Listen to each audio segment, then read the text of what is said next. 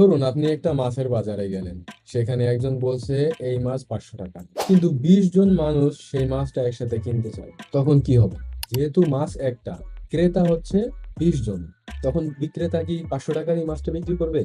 যখন দেখবে যে মাছের ডিমান্ড বেশি, সে বলবে 550 টাকা দিলে এই মাছটা সে বিক্রি করবে। এরপর দেখা গেল একজন বলবে সে 600 দিতে চায়। মাছ একটা, কিন্তু প্রাইস বাড়লো। এখানে মার্কেটেও ঠিক এমনই হয়।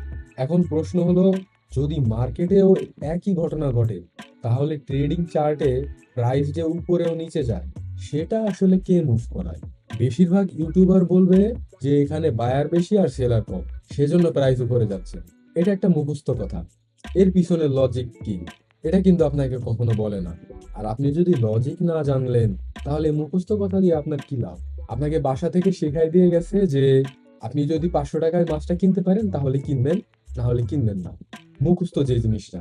তো আপনি কি করবেন? দেখলেন যে 500 টাকা ছিল, এখন দাম বেড়ে গেছে, তখন আপনার খালি হাতে ফিরে আসতে হবে।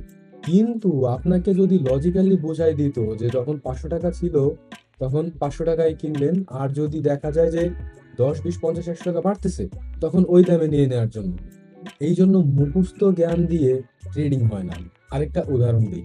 ধরেন একটা দোকানদার, তার কাছে 20টা আপেল আছে। এখন তার কাছে 100 জন আসছে যে ওই আপেলগুলা কিনবে। প্রশ্ন হলো, এখন কি 100 জনই ওই আপেলগুলা কিনতে পারবে? না।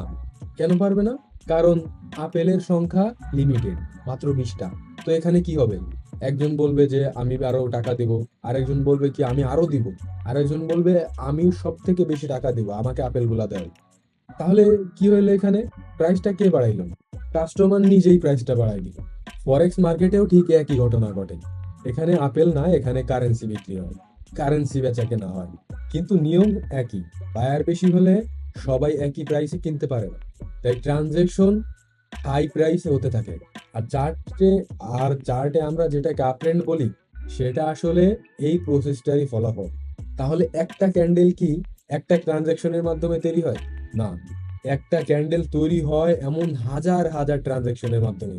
হাজার হাজার ট্রানজাকশন হিসাব করে opening price, closing price, highest price, lowest price, এইগুলো ঠিক করে তারপরে একটা ক্যান্ডেল তৈরি হয়। আপনাকে যদি আমি ধরেন 1 মিনিটে 200টা ট্রানজেকশন হয়েছে, এখন আপনাকে যদি আমি বলি ভাই, এই যে 200টা ট্রানজেকশনের ডিটেলস, 200 বার কেনা বেচা হয়েছে, ডিটেলসটা আপনাকে দিলাম, আপনি খুঁজে বাইর করেন যে হাইয়েস্ট প্রাইস কোনটা, লোয়েস্ট প্রাইস কোনটা, তারপরে সবকিছু যোগ বিয়োগ করে আমাকে বলেন যে প্রাইস উপরে গেল না নিচে গেল, প্রোডাক্টের প্রাইস বাড়লো না কমলো। আপনি কি পারবেন? আপনার কত সময় লাগবে? জাস্ট কল্পনা করে দেখেন। এই সময়টা বাঁচানোর জন্য এই হিসাব কম্পিউটারের মাধ্যমে করে ক্যান্ডেলের মাধ্যমে প্রকাশ করা হয়।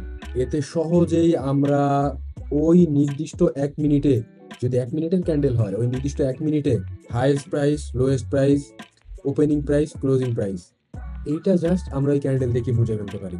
ক্যান্ডেল মুভ করে কেন? প্রাইস কেন উপরের দিকে যায়? এটা কি শুধুমাত্র বায়ারদের জন্য?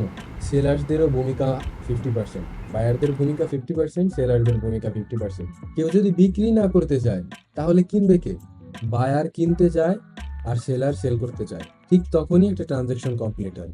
এখন পরবর্তী যে সেলার, সে আগের প্রাইস থেকে হাই প্রাইসে সেল করবে। এখন বায়ারদের তো কিনতেই হবে, অথবা কেউ না কেউ তো কিনবেই।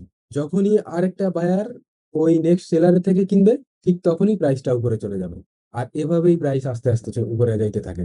এই জন্য একজন প্রফেশনাল ট্রেডার কখনোই জাস্ট স্পেসিফিক একটা ক্যান্ডেল দেখে না। প্রফেশনাল ট্রেডার বোঝার চেষ্টা করে যে এই ক্যান্ডেলটা তৈরির পিছনে কি ধরনের অর্ডার ফ্লো ছিল, কি ধরনের ট্রানজেকশন ছিল। আজকে আপনি বুঝলেন প্রাইস কেন মুভ করে। কিন্তু এখানেই একটা প্রশ্ন আসে, বায়ার্স আর সেলার তো মার্কেটে সবসময় থাকে, তাহলে প্রাইস সবসময় একই জায়গায় থাকে না কেন? যথেষ্ট পরিমাণে বায়ার আছে, যথেষ্ট পরিমাণে সেলার আছে, তারপরেও কেন সবসময় প্রাইস এক জায়গায় থাকে না? কখন প্রাইস উপরে যায় আর কিভাবে একটা ট্রেন্ড তৈরি হয়, পরের ভিডিওতে আমরা সেখান থেকেই শুরু করব।